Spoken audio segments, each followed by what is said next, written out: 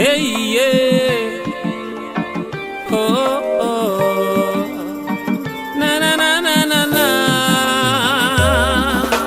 Eh, ah, atara, eh, manyo mazue, mangaboa, abe, Bonsoir, bonsoir. Afrique Plus est venu au niveau du quartier Eliguétois, précisément au lieu dit pharmacie de la cité, rencontrer un peintre qui fait des merveilles. Il s'appelle Mbene Félix. Suivez mon regard. Mon nom de famille c'est Mbene Félix. Ça c'est mon nom que mon père a choisi de me donner. C'est le même nom que je porte son nom. Et mon nom d'artiste c'est Joey Dani parce qu'en même temps je suis artiste peintre, je suis aussi artiste musicien.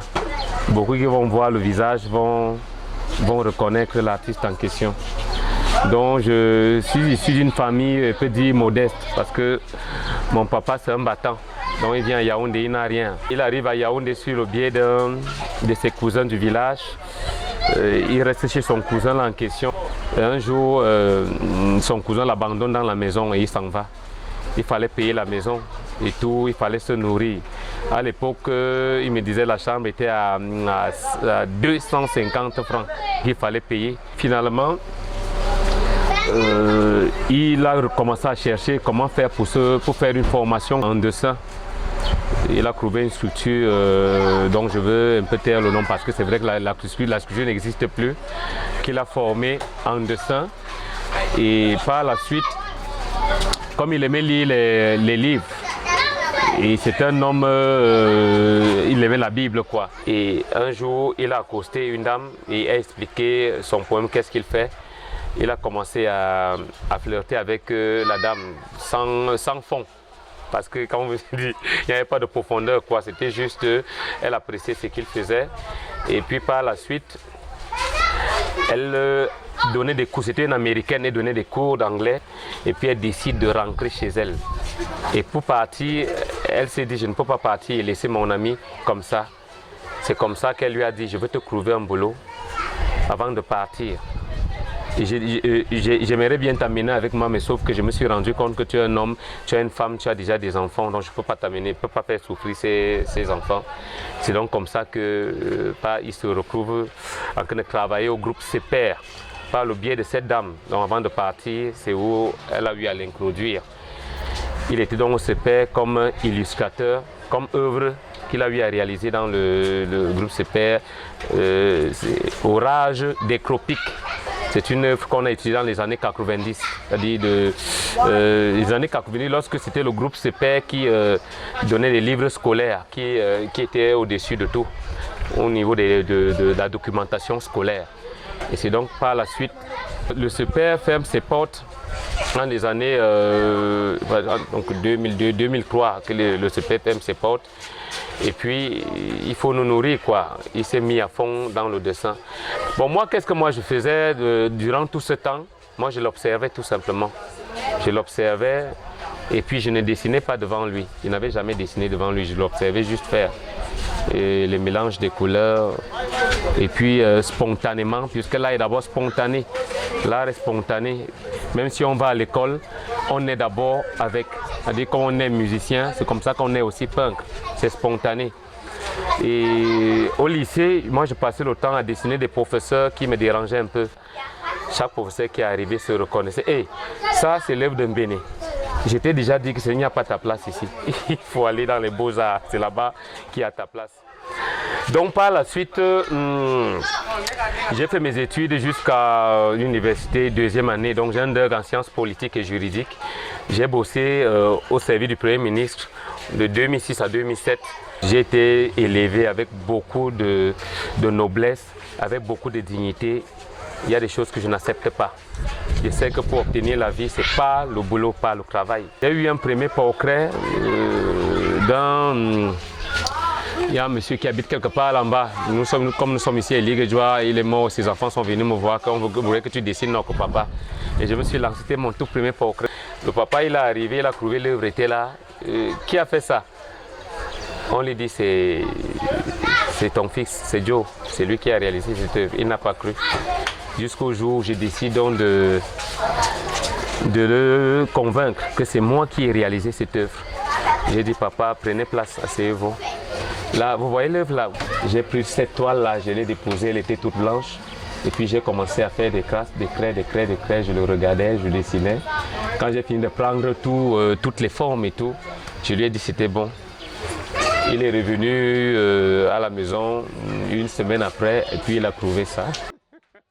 J'ai fini par dessiner mes parents parce qu'il y a mon papa, voilà ma maman là. Apparemment je lui ai beaucoup ressemblé quoi. Là voilà, donc c'est aussi, il fallait que je dessine d'abord mes parents. Et voilà, ils sont là. Ça c'est du réalisme. Ça c'est du réalisme, donc c'est le portrait. Il faut dessiner la personne parfois telle qu'elle. On peut ajouter juste un accent artistique. Les Léonard de Vinci qui viennent avec le réalisme, c'est-à-dire que il n'y avait pas encore la photographie. Tu peux te poser, positionner, et là on te dessine directement. C'était ça qui remplaçait la photo. Donc avec les artistes, on te peignait directement. Donc ici nous avons la star que tout le monde connaît, Moustique le charismatique, avec sa femme et les 3 enfants. Oui, là c'est un papa. Je peux pas, c'est son fils qui m'a ramené la photo. Son fils c'est un prêtre. C'est un prêtre. C'est toujours une connaissance qui a eu à lui parler de moi. Il y a quelqu'un qui peut t'offrir ce que tu veux, qui peut t'offrir des services que tu recherches. Donc j'ai réalisé. Il y a aussi lui avec sa maman que je dois dessiner. Mais voilà déjà ce qui est prêt, son papa. J'ai envoyé la photo et il est heureux parce que c'est aussi ça l'artiste, le partage des émotions. Lorsque je prends la toile, je suis content, je suis satisfait par l'œuvre que j'ai donnée. Il faudra en même temps que mon client qui va recevoir l'œuvre soit satisfait. Et lorsqu'il est satisfait, j'ai partagé une émotion.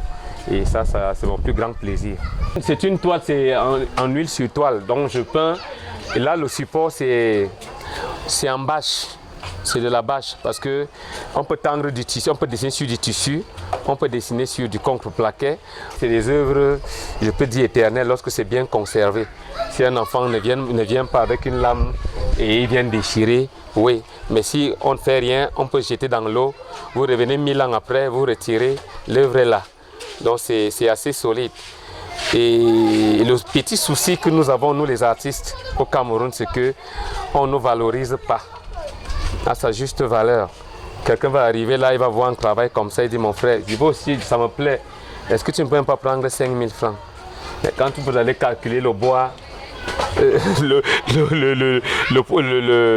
support en fond, plus les peintures.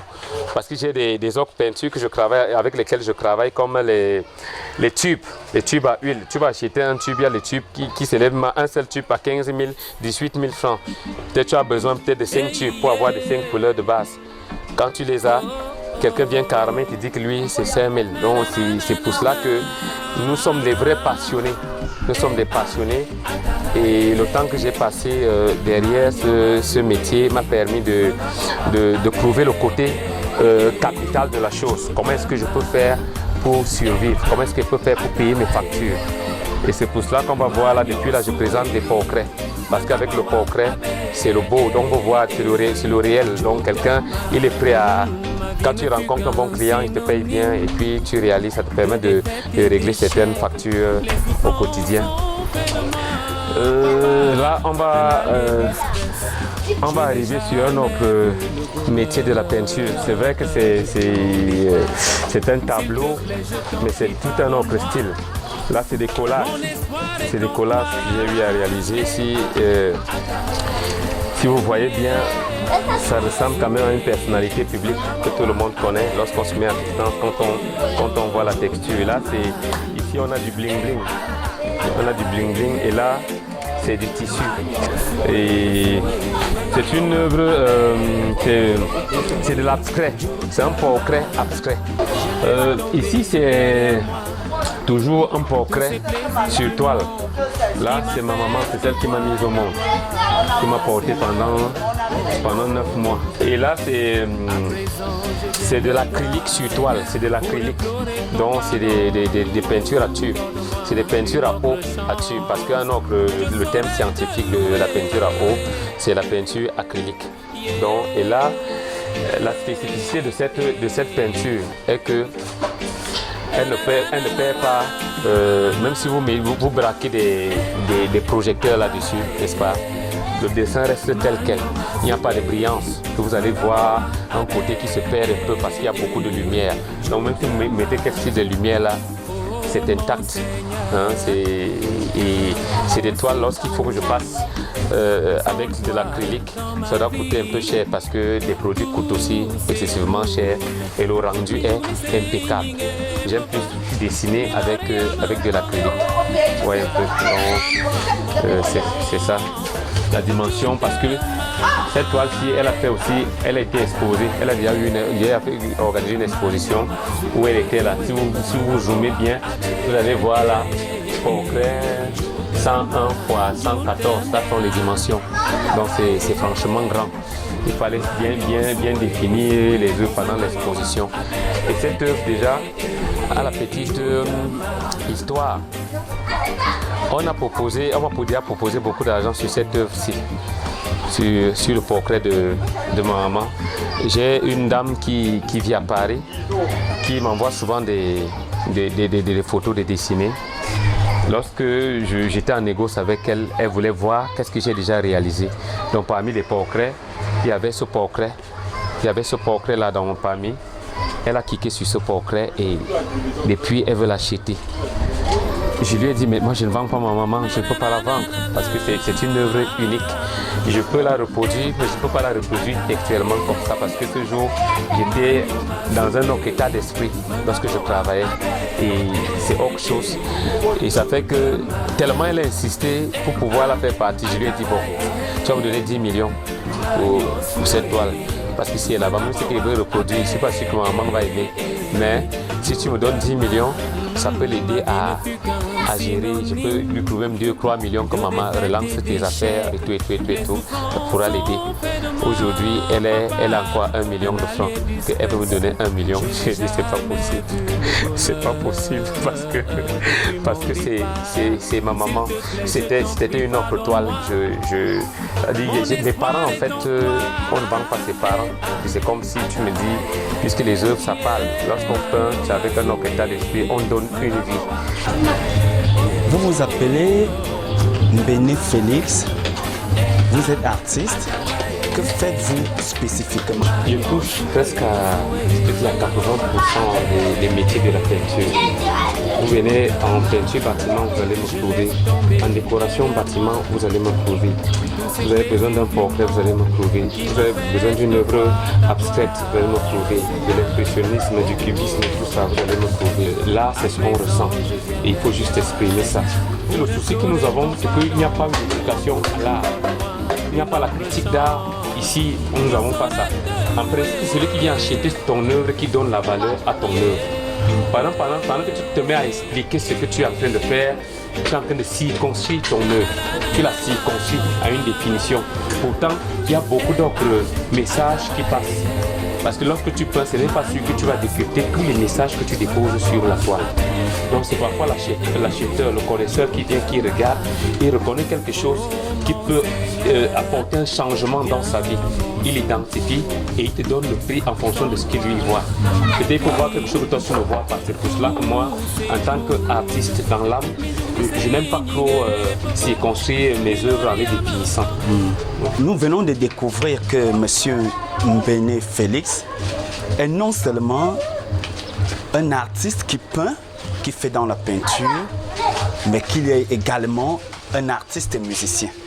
Nous allons donc de ce pas, n'est-ce pas, lui demander de nous faire un a cappella. Et pour ceux qui vont me reconnaître, c'est Joe Danou.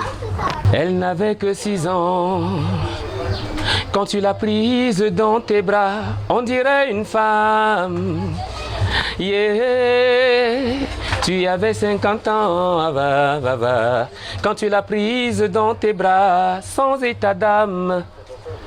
Maman, elle aurait voulu grandir pour découvrir la puberté. Elle aurait voulu jouer aussi, comme le font toutes les gamines de son âge.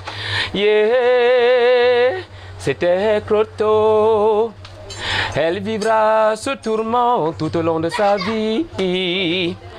Yeah, c'est tellement so d'affliger le sort d'une femme à une petite fille.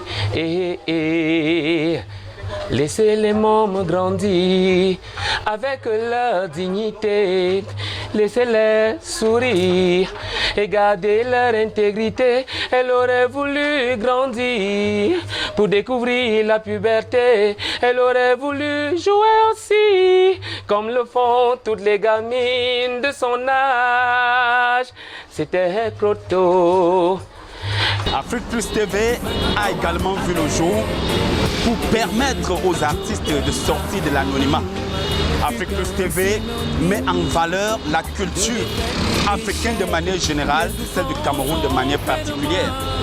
Et c'est ici, au quartier Eliguédoua, au niveau de la pharmacie de la cité, qui vous a été donné de voir un artiste plein de talent, un artiste, un génie caché. Et Afrique Plus en tant que chaîne, nous voulons vous dire, vous avez bien fait de regarder ce programme et à bientôt pour d'autres rendez-vous sur la culture. Ciao.